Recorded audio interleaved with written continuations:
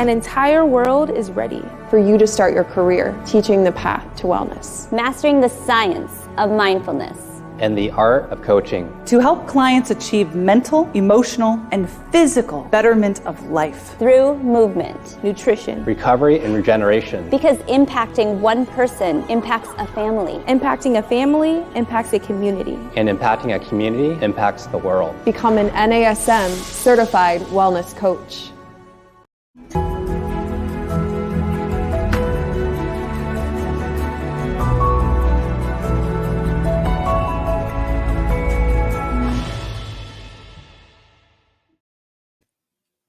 Hey everyone, welcome to our Strong Mind, Strong Body podcast.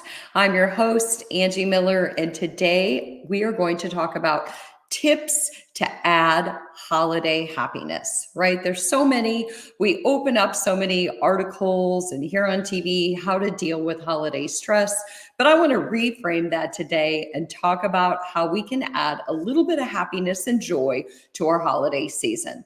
So you know what? The holidays, whether it's Thanksgiving, Hanukkah, Kwanzaa, Christmas, the New Year, no matter what we do or we don't celebrate, they're unique and they're personal to each of us. For some, they bring so much joy. For some, they invite a lot of sadness and disappointment. But you know what? It's different for everyone. For some, it's a little bit of joy, a little bit of stress.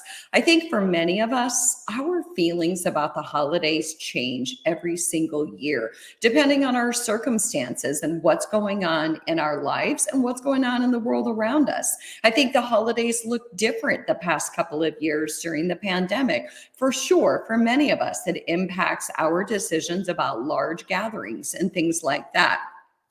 For me personally, I have really amazing memories of the holidays growing up. I just envision my big family, my mom hosting all these different events, and all of my sisters and our kids coming together. And sometimes when I think about the holidays, I reflect back with a little bit of sadness because the matriarch of my family, my mom, who hosted all of those events, is no longer with us. And so from there on, our holiday traditions have shifted dramatically. So while I experience still a lot of joy and a good amount of nostalgia about the past, for sure, my holidays look a lot different than what they used to look. So you know what? With that said, it means that can come with a lot of challenges. It means that we have to shift our mindset when traditions shift and when our situation changes. So that's why I'm here today, is to add some little tips for joy and happiness to increase what you bring to the holiday season. So drum roll, please. Are you ready? All right. So number one, remember, I think for all of us, that the past is the past.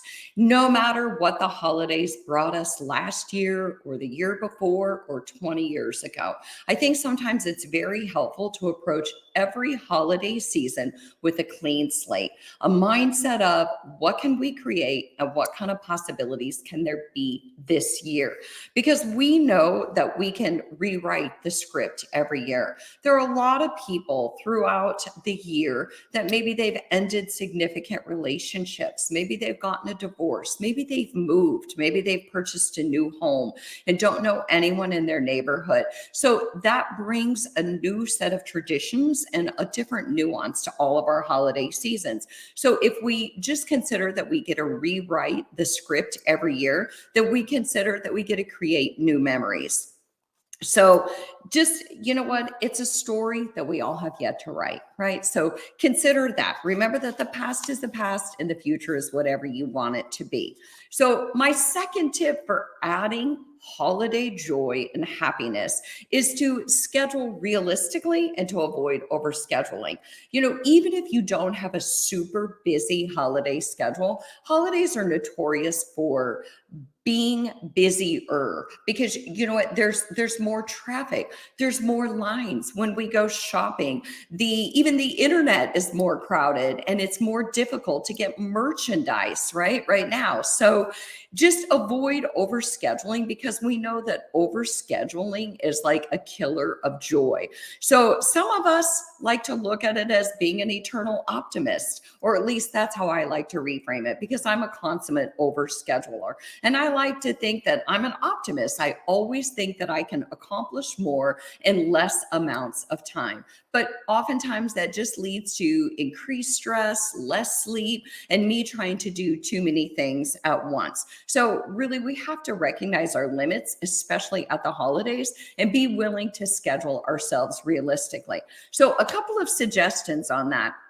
Number one, give yourself permission to avoid overscheduling, permission to say no when you don't feel like going somewhere or attending an event. So I've done a lot of podcasts on how to set boundaries and say no. I've talked about this in so many different podcasts, and I even did an NASM tips from Angie specifically on how to say no and how to set boundaries in our life. So remember that the volume of time that we spend with somebody does not indicate that we care more. We can spend an hour of quality time, or we can spend 4 hours with somebody, 3 of which we might wish that we could have actually left 3 hours ago. Okay.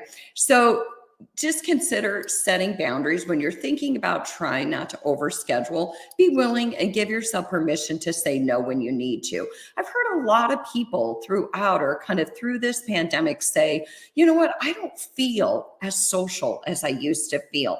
I don't love large groups the way I used to. It's like, is there something wrong with me?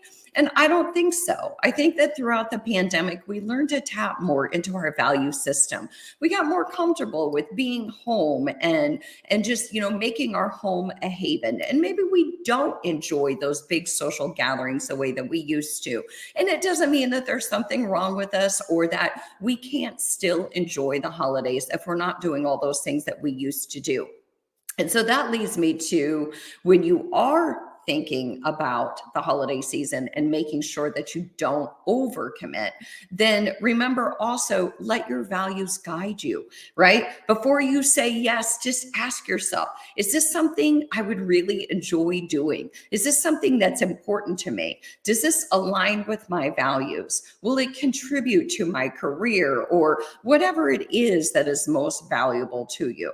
So again, I'm Angie Miller, and I'm talking about tips to add joy and happiness during the holidays. And so far, I've talked about setting a realistic schedule and remembering that the past is the past, and we get to rewrite our script every single holiday season. So you know what? If it feels like a big dread factor, saying yes feels like a dread, then saying no is always a wonderful option.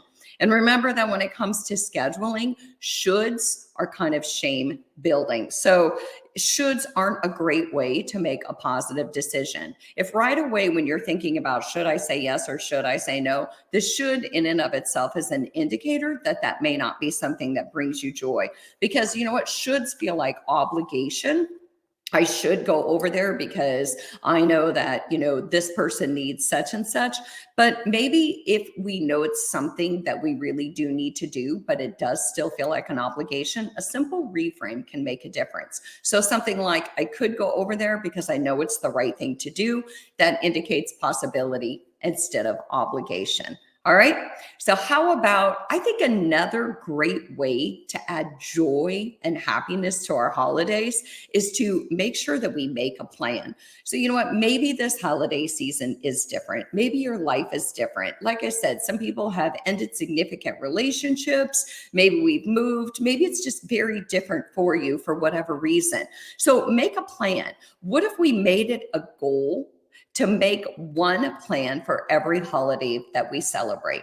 So for maybe you like to go to shows, maybe you like to go to holiday lighting events. I was at the mall yesterday and I saw that Hamilton is coming to Charlotte, and I was like, yes, that's my holiday plan. I love to go see a show during the holidays. So maybe you love to, like I said, go to light festivals, whatever it is, try to plan for it and take active charge of making sure that it happens. Extend an invite to a friend or a partner or a colleague. Maybe even if you don't feel like you have somebody that you can invite, maybe this is a good time. Maybe the holidays are a good time for you to investigate different types of meetup groups. Because remember that we are connected individuals. Human connection is so important to us. And connection is what builds resilience, but feeling disconnected is what fosters loneliness, and loneliness leads to feelings of depression and sadness and anxiety. So we're social creatures. So sometimes we have to make a really concerted effort to make sure that we put ourselves out there and make a plan. Remember also that plans give us things to look forward to, and they give us this sense of positive control. All right. So in making a plan, I have another great idea for you to add a holiday happiness and joy, and that is to volunteer. So for so many people, this perception of what the holidays should be and what Hallmark and all the media makes it sound like it is, it can be disappointing for a lot of people who don't feel like they have the social connections that they once had, or maybe that's just something that they've always wanted to build. But volunteering is a great thing to consider during the holidays, because again, go back to the fact that we are social creatures. So even if we're not comfortable making a plan and inviting somebody to do something, or we're not ready for those meetup groups, if we volunteer, we could volunteer at a pet shelter and pet little baby kitties and puppies. We could volunteer to serve food or pass out donations. That in and of itself gets us socially connected to other people. Plus, it's doing good for other people. Dan Millman, in his book, No Ordinary Moments, he talks about doing volunteer things and helping other people for altruistic purposes, and how that really builds human resilience, and it brings these feel-good feelings to us, and it gives us a sense of meaning and purpose. So it gives us an opportunity basically to meet people and to do something good for others. So another thing that I think is a great thing to do during the holidays, and I personally do this before the new year even comes, is I like to take an inventory over the past year. I like to just kind of create a personal inventory and, think about what worked in 2021 and what didn't work, and what role did I play in that, in my career, in my personal life, what's missing, what can I add? If there's something you've always wanted to do, now's that time to kind of start thinking about it, because maybe it is this holiday season. You have more time on your hands than you've had in the past. So before the New Year's goals start to come around, maybe it's time to take a personal inventory. And this is a great time, again, to tap into your values and take stock. Are you honoring what's most important to you? How are you spending a good majority of your time, so that you're not just going through the motions, you're actually going through life building more meaning and purpose? So, again, I'm Angie Miller. I'm talking about these different ways to add joy and happiness to our holidays. And I think it would be remiss if I didn't talk about the next one, which is, I think that we have to sometimes reset to avoid regret. So let's say that there is a person in your life, a relationship that is strained, or a relationship that you've thought about healing or mending or rekindling. Maybe now, before the holidays end and we don't want to look back with regret, maybe now is that time to give ourselves the gift of forgiving somebody else. Because whatever that attachment, even if we are holding on to anger or resentment, we are still keeping that attachment to another person, because those are very strong emotions and that keeps us attached to them. So maybe we want to let go of that anger and resentment. It's time to rekindle, and instead to foster a relationship that might be the perfect time during the holiday season. So, sometimes forgiveness is the healthiest things that we can do during the holidays. So ask yourself, is there somebody in my life that I let go of or lost a relationship with, and now might be the perfect time to rekindle that? All right. So also, I think a big one for all of us is to manage our expectations. I think that during the holidays, more than any other time of the year, it is so important to be able to see the holidays through a realistic lens, not through what we see on TV, not through what we see on social media. Because if we're looking to TV or social media or the movies as a benchmark for what the holidays are supposed to look like, it's likely going to lead us into this negative spiral of these really, really ugly comparisons. Because inevitably, I think most of us are going to feel like our lives just don't measure up. I love holiday movies. And I spent the weekend of Thanksgiving watching holiday movies with my family. And I have to tell you, I could have written the script on every one of those movies. I didn't even actually have to watch it. But for most of us, we are probably not going to get asked to go to a foreign country to do work over the holidays and meet our handsome prince who's going to save ourselves from ourselves and introduce us to a whole new world. That's probably, or show us what real love is. That's probably not real life for most of us. And so even though those movies can be fun and feel good, sometimes if we're not in the best place, it really can make us feel like we just don't measure up. So I think that it's about positive control. It's controlling the narrative by controlling what we consume. And I do think we have to be careful with what we consume in terms of media, social media, not just in terms of our nutrition, right? We have to be careful what we consume. And sometimes small doses and realistic expectations go a long way. And remember that I think that's so much of why it's important to manage expectations is because I think more than ever during the holidays, it's promoted that we are all supposed to feel wonderful. It's promoted that we're supposed to be surrounded by family and friends and have all of this connection. And it's because of that and because that hype is out there that I think that leads so many of us to disappointment and sadness, right? So the thing is that even, I find myself always trying to manage my expectations during the holidays, because again, sometimes I can reflect back to the way that things used to be and spiral into sadness. And that's okay, but I have to manage my expectations that things change as life changes. So here's something else to help you. And I love this, and I hope you appreciate this as much as I do, but it kind of really helps us see the holidays through a more realistic lens. It's about seeing what's real versus what's ideal. So let's consider Google versus Facebook. So there was a study that compared what comes up in Google searches versus what we see posted on Facebook. So Facebook posts make life look pretty great, right? Most of us, we post when we do something fun, something exciting. We post when we go on vacation. We post when it's an anniversary. We post when we're all dressed up and our makeup looks perfect. Get-togethers. It's like a best of episode of everyone's life. So that's what we see on Facebook.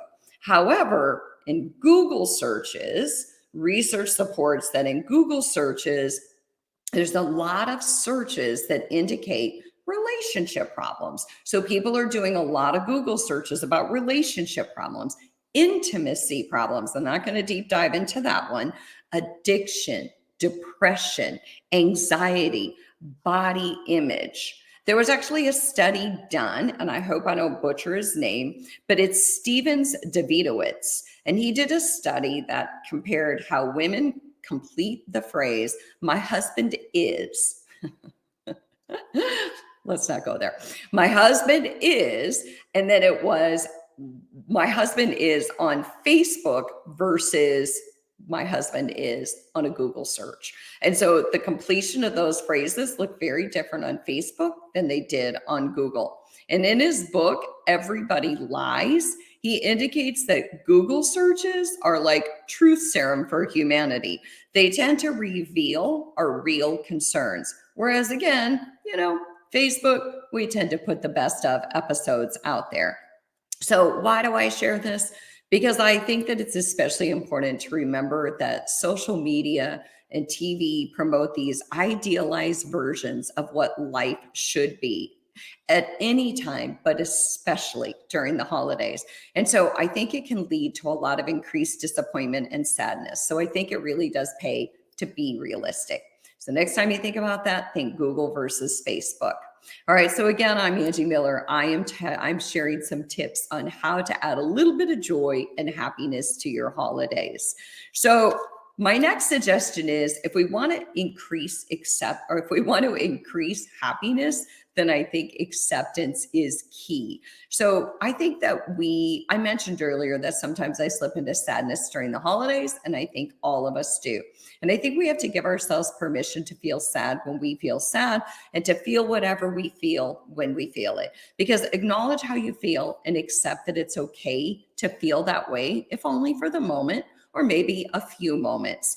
Because you know what? The main thing is that we accept that what we feel instead of trying to suppress it and then still continue to try to find value and meaning and purpose in our lives. So, you know what? We don't have to be happy all the time. We don't always have to turn that frown upside down. And it doesn't mean that we're a holiday buzzkill. It's okay, again, to slip into dark feelings. But if we allow ourselves to feel sad when we feel sad, to feel, happy when we feel happy. And if we don't attach ourselves to these unrealistic expectations, then we make more room for these moments of joy, and we make more room for the good. So, you know what? Suppression doesn't work. We all know that if we try to suppress how we feel, then those feelings tend to come knocking even louder. So I think we have to start with that acknowledgement, try to lead it into acceptance, feel what we feel when we feel it, and make more room for that joy when it comes, and know that everybody isn't happy all of the time. So in line with acceptance, I guess another tip that I would want to share with all of you is that it's a really good idea to share your story with somebody, especially if you aren't in a good space. So if you're really going through something, try not to go it alone. Try not to do this on your own. Invite others in, share your story, and be willing to be vulnerable. Because remember, Brene Brown, she talks all about vulnerability and how when we allow ourselves to be vulnerable, we build more authentic relationships with other people. So we're all vulnerable. We all are affected by the events of the world and the events going on in our personal lives. We're not alone. Emotions are meant to be shared, and we give our emotions less power when we divide them by sharing them, but they tend to double down when we keep them inside. I had a friend text me the other day, and I sent her a nice text message, and she said, "I'm so glad you reached out. Life has been good, but it's been really, really hard lately." And I wrote her back and I said, I think for so many of us, life is so much more difficult life is so much more difficult for so many people than we actually realize. Sometimes we get so lost in our own stuff that we forget that a lot of other people are going through stuff.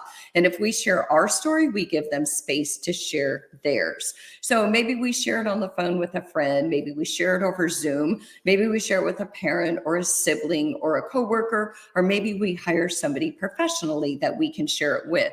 I think the key is that we don't want to hold ourselves back. I think so many times when we think about sharing our story with somebody, we are afraid we're going to be a burden or a holiday buzzkill.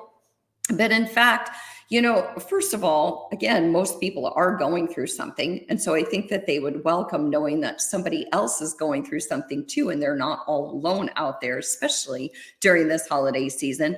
But secondly, I think that we have to remember that people feel us. They feel our energy. They see us. So sometimes we think that we don't want to share what's going on with other people because we don't want to burden them, but actually they probably feel and sense what's going on anyway. And it would be better if we shared it with them than maybe, these icky emotions tend to slip out, and they tend to, maybe they feel like it's their responsibility for that. So remember that seeking help is a sign of strength and courage. It's not a sign of weakness. Just kind of know when you've had enough, know your limits, and go get help if you need to. If all else, journal about it, breathe about it, meditate, and just acknowledge how you feel. So last but not least, I think during the holidays, as busy as it is, as hectic as it is, and as much as what's going on in our world, I think it's important to stay into a routine as much as we possibly can. We are not only social creatures, we are creatures who love routine. We love to know what what to expect, right? We're a creature of habit. We love routine. We love to know what's coming next. So try during the holidays as much as possible to maintain that healthy lifestyle and help your clients maintain that healthy lifestyle. Try to help people make healthy nutritional choices, including yourself. Try to still keep your sleep on schedule. Try to exercise still as often as you normally do, and stick to that daily routine as much as you possibly can. So I'm going to go back over these real quick. So some of my tips are: remember, the past is the past and the future is whatever we want it to be. So even if your holidays look very different this year, that's okay. It's time for you to start a new story and rewrite your script. Number 2, make sure that you schedule realistically and try to avoid overscheduling. Remember, you do have permission to say no when you need to, and it's a really good idea to tap into those boundaries and those values so that you don't want to overschedule yourself. Number 3, you know what? When it comes to scheduling, do let your values guide you, and know that shoulds aren't the best way to make a good decision. So another tip that I shared was to make a plan. Try to make at least one plan for every holiday that you have this season or that you celebrate. Again, I shared that volunteering is an amazing way to make a plan and stay connected to other people. I also shared conduct a personal inventory. Now is a good time to reflect back on the year. What was working? What wasn't working? How aligned am I with my values? And then also I shared, instead of having regrets, maybe we reset. Maybe we mend a relationship with somebody who used to be in our life and we're holding on to some resentment, and maybe it came from a good place, but now it might be a good time to let that go and settle into forgiveness. I also talked about seeing the holidays through a realistic lens, an ideal versus real, and Google versus Facebook version of what the holidays actually look like, okay? And then stay in a routine. So I'm Angie Miller. I'm so glad that you joined me for this little special segment on tips to add holiday joy and happiness. So definitely reach out if you have any suggestions on future episodes, or you know what, share. If you found a tip to add holiday joy or happiness, definitely share it on YouTube or social media. And thanks so much for joining me. I appreciate all of the AFAA and NASM family. I'll see you next time.